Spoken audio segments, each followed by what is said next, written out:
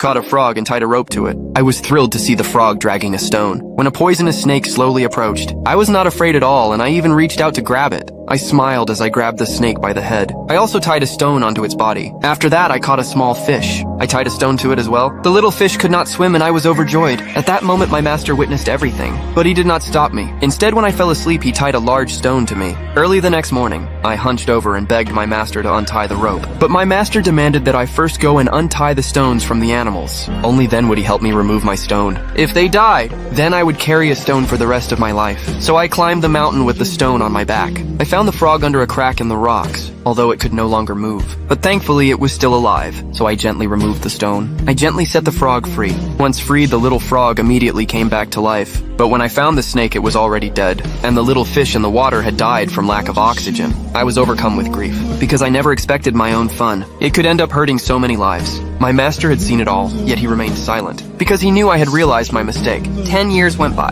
By then, I had grown into a young monk. When I saw two snakes mating, I gave a slight smile. Desire flickered in my eyes. At that time, a sick young woman arrived at the temple accompanied by her mother. They came to the temple to pray to the Buddha, but Annie was very weak. She needed to rest and recover before the Buddha, so her mother could only leave alone by boat. Annie stayed behind to heal. At night, Annie slept on the right side. There was an invisible wall between us in the middle. I slept on the left with my master. Before that, I had never seen a woman, so after my master fell asleep, I would find myself sneaking glances. Usually, Annie would sit at the door looking at the distant scenery. I would shyly walk up and tell her not to sit on the stone lion, because that would be disrespectful to the gods. So Annie would quietly leave, leaving me alone rubbing the stone lion with my hand. During prayers, Annie accidentally fell asleep. I hurried over and covered her with a blanket. Mesmerized by her face, I leaned in. Then I slowly slipped my hand under the blanket. Annie was startled awake. She slapped me hard. At that moment, I realized my mistake. I quickly knelt before the Buddha and begged for forgiveness. But Annie realized she had hit me too hard. She apologized and gently touched my face. At that moment, the master walked in.